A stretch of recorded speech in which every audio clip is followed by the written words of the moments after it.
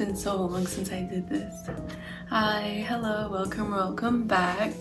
So it's been a while since I actually filmed, other than like the little bit that I did at the hotel that I was staying at.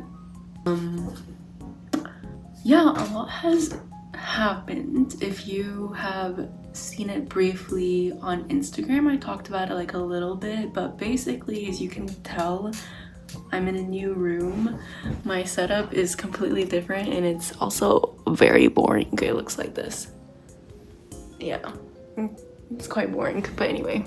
But basically, long story short, my house burned down, so everything's gone basically, except for like a few of the things that I was like kind of able to salvage. But yeah, a lot of stuff has happened because of that, but you know, we're hanging in there. So yeah, but anyway, one of the things that I wanted to do after everything kind of settled in and we moved into this new rental for like 1 year is remaking some of the things that I lost. And one of those things is something that I made pretty recently, around like 3-ish months ago, which doesn't sound recent, but it was like one of my recent projects, and it's the Lucky Star cardigan. I actually made a video of my process on there, so I wanted to remake that, and I had the opportunity to, you know, get some yarn and stuff, so I don't have to pay for it because currently I'm broke AF,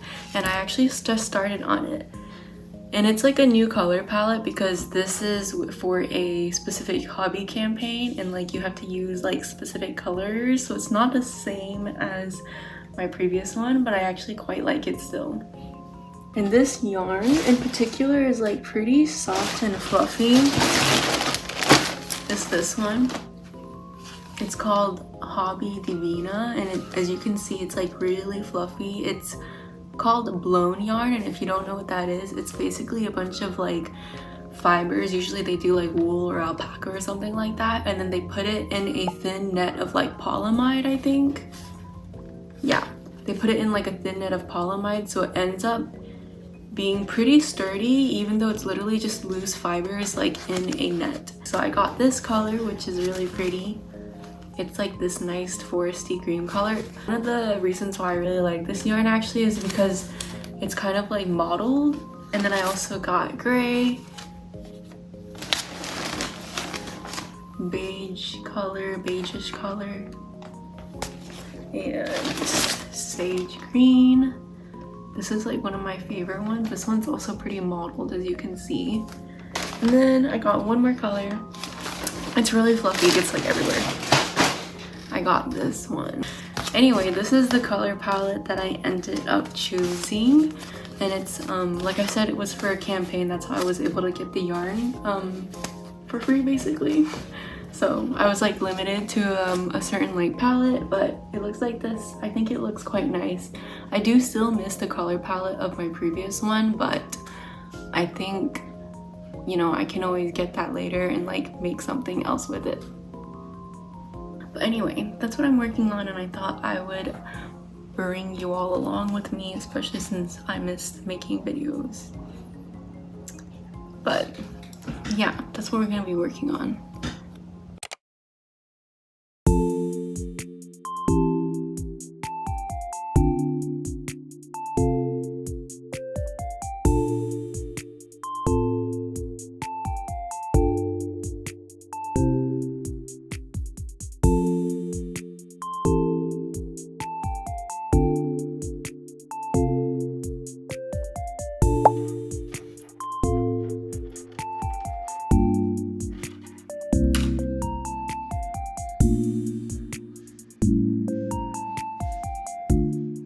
Something that I highly recommend if you don't do this with patchwork stuff is I actually like lining my stuff up like on the wall so I can see it. Oh, it's blurry. So I can see it like that, and then I just line them up like right next to each other. So I'll put another one right here, third, fourth, so that you can see what it looks like next to each other when you haven't like seamed it yet. So, and also if you're wondering about how I do my colors, I don't know if I talked about this in my previous video with the original Lucky Star cardigan, but I like to use the star color from the previous square as the background of the next one, and that's kind of how I do the colors and make them like mesh well together. And then something else that I'm doing a little bit different is over here you can tell that I just bound off the top part instead of transferring it into a new scrap piece of yarn or cord for later to do the 3-needle bind off. And this is because last time when I did that, I realized that I would need to knit 2 of these stitches together, because when you seam in the middle of the first and the second stitch, right? So I would have to like knit 2 together in between each one, which was like a little bit complicated, and I kind of don't want to think too hard about this. And also I personally thought that the construction was a lot more, I guess, like smoother if I just did the normal binding off, like over here, the mattress stitch. So that's what I'm gonna do for this cardigan as well. So there are definitely going to be some changes while I work through this, and there will be more later on about parts that I didn't like about my first cardigan, so I'm going to be keeping that in mind when I make this second one.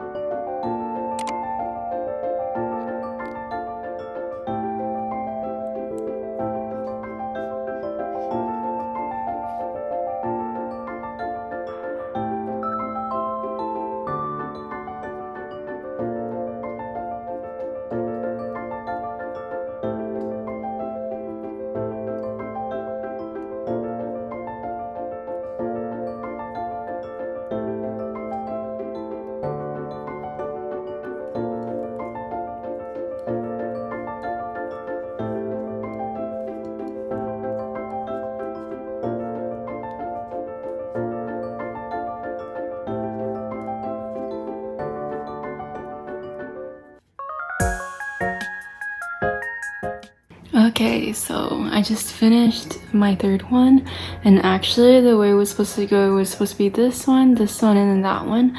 But then I realized really late that I literally used the same like color pattern like here as down here, so I switched it over to that side.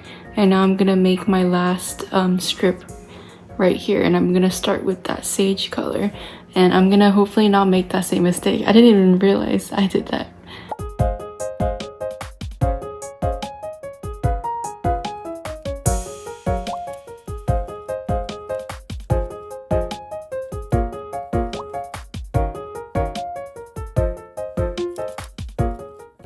I recently finished the entire back panel. I have all 3 of my little vertical basically panels like next to each other, and at first I wasn't really entirely sure about the color palette, but now that I'm looking at it like this, I actually quite like it. I do still like my previous one, but I also really like this one as well, so honestly I'm not missing out too much, I feel like.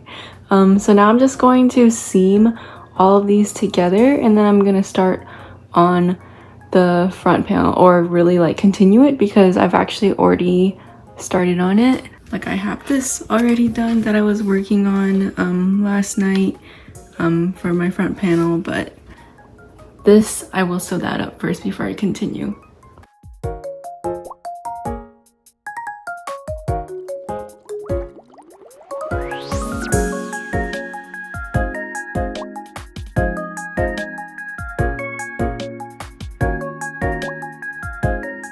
Okay, so last night I finished the back panel. I finished like seaming everything together. It's basically like one huge like square, and I already like did the measurements and everything, so I know that it like fits super well, or like at least like well the way that I want it to fit, since it's gonna be oversized. And I actually already started on the front panel, so I already have one of the vertical stripe thingies done on my wall. It's like one of these things, so like this stripe right here, and then I'm working on another one right now, this one right here. And then all I need to do is just make the panels with the collar shaping, and then I'll basically be done with the front panel. So it'll be like pretty quick, a lot quicker I feel like than the back panel, because like once you kind of like start doing this pattern, this specific intarsia pattern right here, you can kind of memorize it and it just goes by like way quicker. So yeah, I'm just gonna work on the front panel next, and then we can work on everything else like the ribbing, the button band, etc. later on.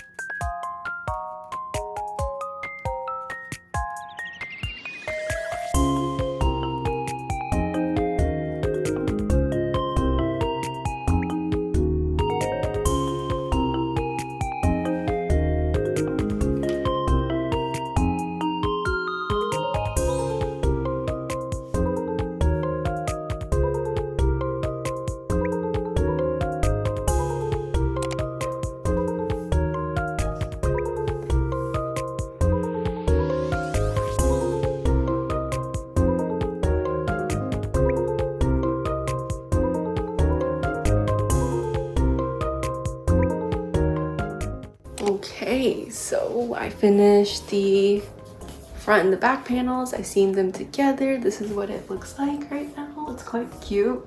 I really like the color combination. So far, like I wasn't sure about this, but now that I see it together, it's really cute. One thing is that I didn't notice that over here is going to be the same colors, but it's okay. I'm not going to redo anything.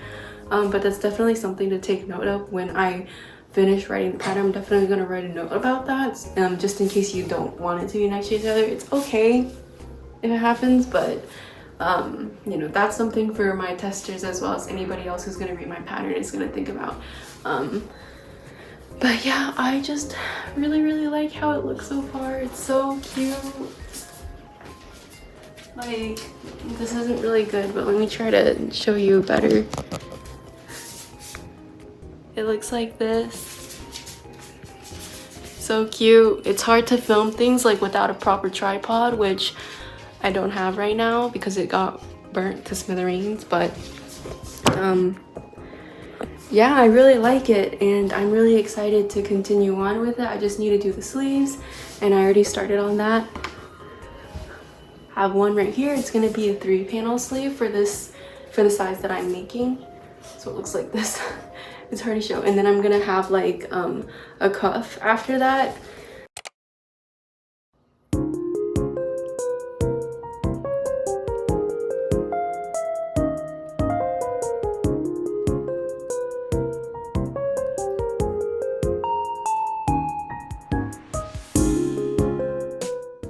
Alright, so last night I finally finished my sleeve. So this is kind of like what it looks like.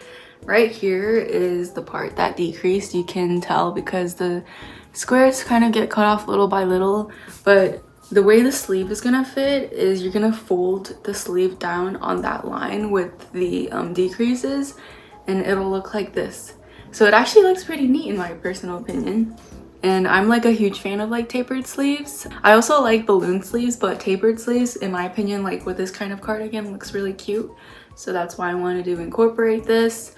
And it looks really short, like the sleeve itself. Usually my sleeves, when I make it for myself, it's like usually like 23 inches or something, like long. But that's like from up here. Since the drop shoulder is more like down here, the sleeve doesn't have to be like as long. I think this one's like 18 inches or something like that. So I'll just show you like real quick what it looks like. So if I pull it all the way up to that drop shoulder length, as you can see, the sleeves hits my wrist right here, and then there's still some space to make your cuff. You could also make your cuff like pretty short if you wanted to, but I'm gonna make mine pretty long, like probably down to my knuckles, because I personally really like the look of sweater paws. I think it's like really cute, and I'm really excited to finally finish this cardigan because it's so soft, obviously, because Pumpkin really likes it. Like, she always lays on it every single time I put it on my futon. So if I have any leftover yarns, I'm definitely gonna make her like a mini blanket out of it. But yeah.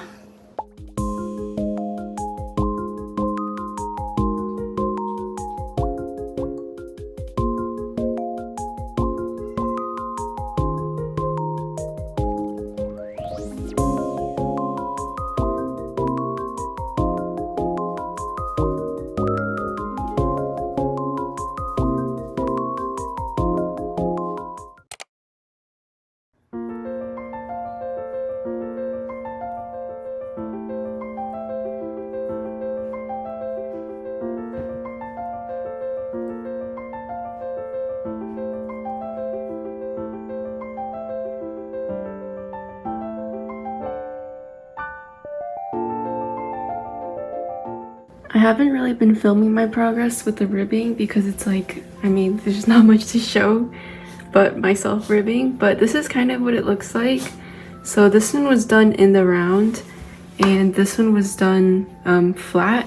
Because I'm using such furry yarn that's like kind of like fluffy, you can't really see the ribbing, but if you stretch it out a little bit, it's more like noticeable.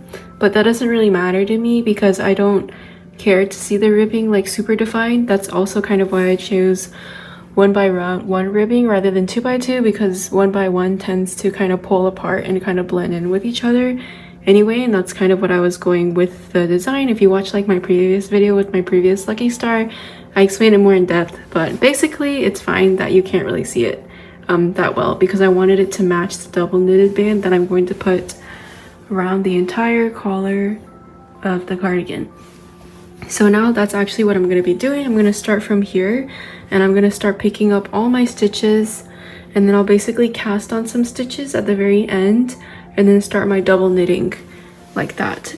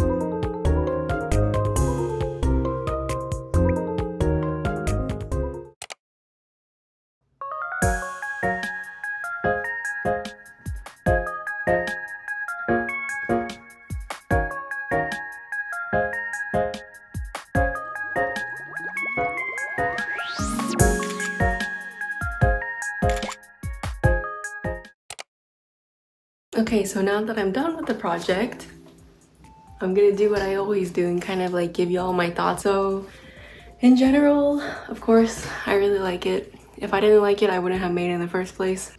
I guess part of the reason why I do really like this is because of the stars.